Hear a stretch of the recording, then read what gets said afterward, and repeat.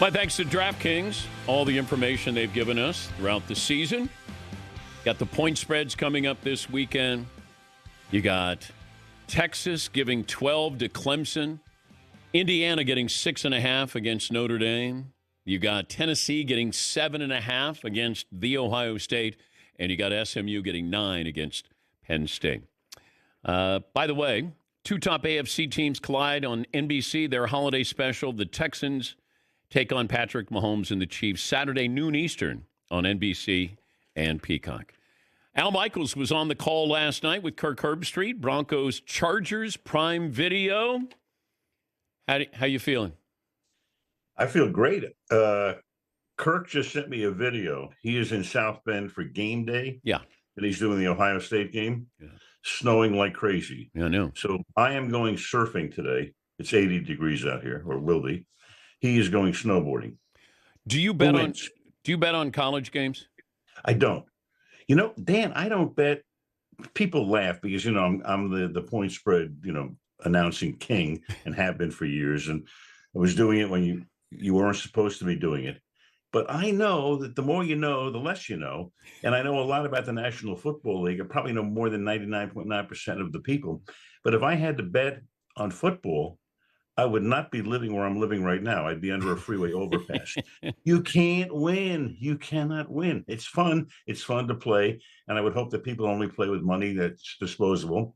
But, you can get into a lot of trouble with it. So I know what I don't know, which is the most important thing. But going into it, like Brent Musburger gave us You Are Looking Live, and that was his way of saying to gamblers back in the 70s, weather may or may not play a role here, but you're trying to covertly throw it in there where you probably have bosses who say, or the commissioner who says, hey, don't be overt in making this about a point spread.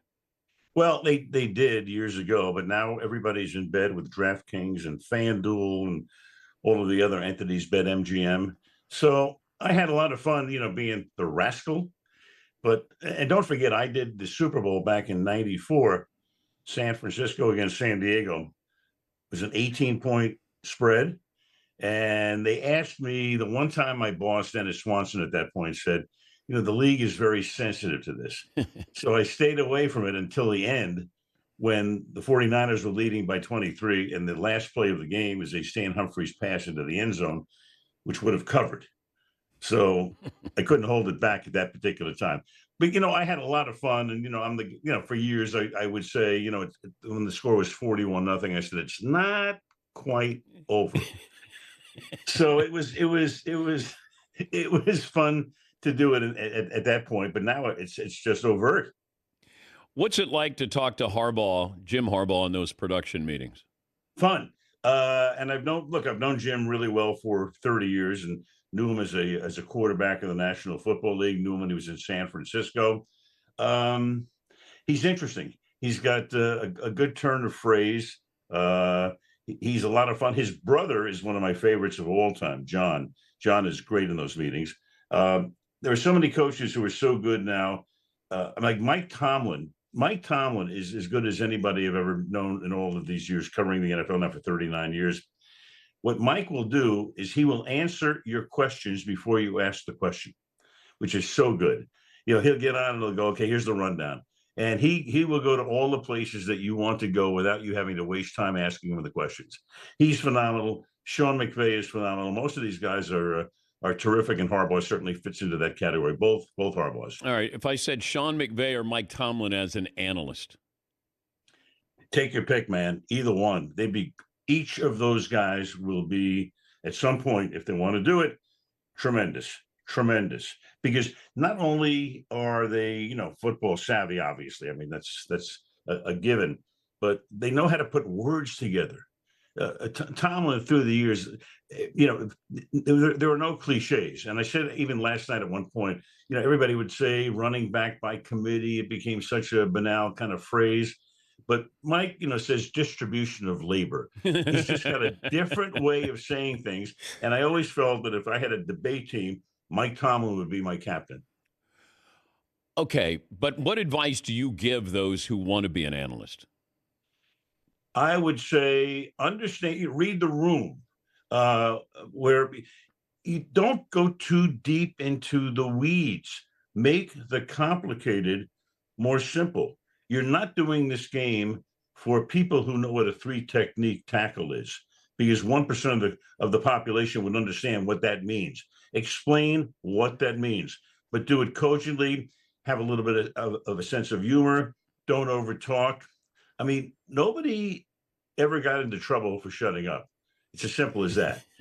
It's so that would be my advice. I've talked to a few people through the years about this, but the important thing is just kind of, don't, take your time. The replay is not going to go anywhere, so don't jump in.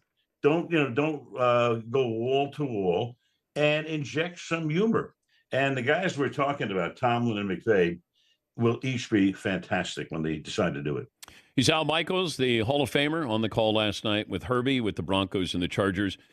That was a game that I thought the Chargers would normally lose because I thought the Broncos had them, and then all of a sudden you have that kick, that free kick at the end of the first half. Were you up on the rule when it happened? It's funny because I had a game with the Cowboys a number of years ago, and they have tried that through the years a couple of times. In fact, Harbaugh tried like a 71-yarder when he was with the 49ers. So I hadn't thought about that rule in a long time. But once it happened and I saw that everybody was talking to each other on the field and the officials were getting together, I said, yeah, I remember this now. and then, it's a good thing. Terry McCauley obviously is our guy. And I went to Terry and then he could explain it. But you don't look, it hasn't happened since 1976. And I don't know if you were watching last night, but Dan Fouts actually called our truck and talked to Steve Hurt, our information guru, and said in 1976, when Ray Wersching made that kick for San Diego, Fouts had to tell the coach, Tommy Prothro, that was the rule. And so that's what happened 48 years ago. You have a photographic memory. Used to. but it's kind of crazy when we were at the Olympics, and I remember talking to you about Baltimore and Pittsburgh in the World Series, and you were giving me the day and the weather. Mm-hmm. Where does that come from?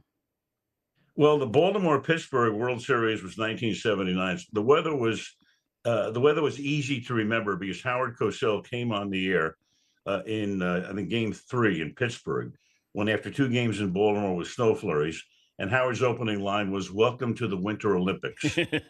So that was an easy one to remember. I don't know. I'm somehow able to, in my mind, kind of go back and put my brain and my body in a physical presence of at that point. It's funny. I'm like a lot of people, at this particular point in life, where I probably have a better memory of stuff that happened in the 70s and 80s and 90s than what I had for breakfast yesterday. Weird. But are you like Joe Paterno, some of these coaches that coach until they die? Like, do you want to broadcast until you die? I mean, not to be morbid, but this is what, I remember this being told to, like Belichick is going to coach probably till he dies.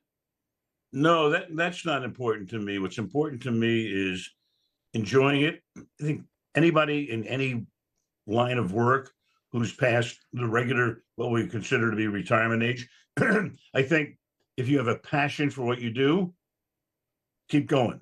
And I do. And my health is good enough right now. And I love what I do. I love it. I love going to the games. I love broadcasting the games. I work with some phenomenal people. I can't believe it's been 3 years now on Prime Video, and they put together a fantastic group. And I love being with them, and we have fun. And we gathered last night after the game. It's like 9:00, so West Coast game, and we're all together having a blast afterwards. So Dan, as long as I have the passion for it, I'll continue. But I'm not sitting here going, I've got to do this till I die, or I got to set some kind of a broadcasting record. No, not at all. Because like Hubie Brown, I mean, Hubie's in his 90s. Right. And I think he's just retiring. Well, Hubie was a partner of mine. I did the NBA for 2 years. So the first year, 03-04 season, I did it with Doc Rivers. And then Doc went back to coaching in Boston, and I got Huey the next year. He was a lot of fun, a lot of fun. And God bless that man. I mean, he was a wonderful partner. And I guess he's going to retire this year, but God, I could listen to him forever. What's it like calling a game in, when weather plays such a role that it might impede your ability to call a game? Well, it's funny because we did Pittsburgh, Cleveland when it started to snow in the second half. So I really can't see what's going on, but we can enhance it. The television picture. I mean, I've got to call the game off the TV picture because looking at it live, you can't see any of the yard lines. But we can superimpose, or whatever the phrase would be, the yard line. So that's how you call that game. But people love that. And a snow game, that's one of the few games that through the years, the rating actually, I think, went a little bit up in the second half because normally, in the East Coast, a lot of people are going to bed at halftime. It's 10:30, whatever it is at that particular moment in time. But in that particular game, I think people would tune in and go, wow, this is pretty terrific. And they watched all the way through. And it's a great game. We went all the way to the end. Can the NFL give us too much NFL? I would have thought so, but here we go. I mean, it's, I'm not certain that Tuesday morning football at 3 a.m. wouldn't work. I mean, people just can't seem to get enough of it. When you look at 100 shows that are rated by Nielsen last year in 93 or 94, the National Football League, yeah. I don't know. What's enough? If you go down to 87 of 100, maybe, you're slipping a little bit. But Dan, you know as well as I do. I mean, Netflix, 2 games, Christmas Day. There's always a game. It seems a game on television, and people, they love it. I understand it because it is the most dramatic thing on television, unscripted, fantastic, and the National Football League, is just full of drama. You don't know what's going to happen, and that's, I think, why we love it so much. We do. Now, I don't know when you reach the breaking point, but you would think by now we'd gotten there, and we haven't. If the NBA reached out, if Commissioner Silver reached out and said, Al, what do you think of our product, and what would you do moving forward? I think he understands what's going on right now. I think everybody's talking about, it's a 3-point game, a 3-point shooting game, and all that stuff. I don't know what the answer is. But look, every sport has this issue too. Baseball has its issues. Obviously, the NBA has its issues right now. Hockey kind of tweaks things. The NFL has been able to tweak a few things. I don't have the answer. I mean, that's why, Goodell and Silver and Bettman and Manfred get the money they get, or, that's their job. Their job is to figure this thing out. But on balance, people still love it. So I know the NBA ratings have leaked a little bit. I think part of it has to do probably with the fact that, maybe people want to see more basketball the way it was played. I'm not sure they do, though. I don't know, Dan. I don't know. If I had the answer, I would let you know. But I mean, to me, you don't need any tremendous new iteration of it or involvement of something. A tweak here and there is enough, but I'm not quite sure what it is. Can you see load management coming to the NFL? No, because I think I think that would be a very bad thing. And guys are hurt. I mean, look, there are enough injuries. Guys are playing through injuries to begin with. No, I think if somebody wants to go to a game, they want to see the team that they are buying tickets to see, and not some sort of small sample or small part of what it is that their team is supposed to be providing. I don't see it, even if you go to 18 games. I think there's load management within the games these days too. A coach, if a running back needs to have a little bit more time to get fully healed, maybe he won't carry 20 times, maybe he'll carry 7 or 8. So there's load management right now, I think, within the game. Great to talk to you as always. Thanks for joining us.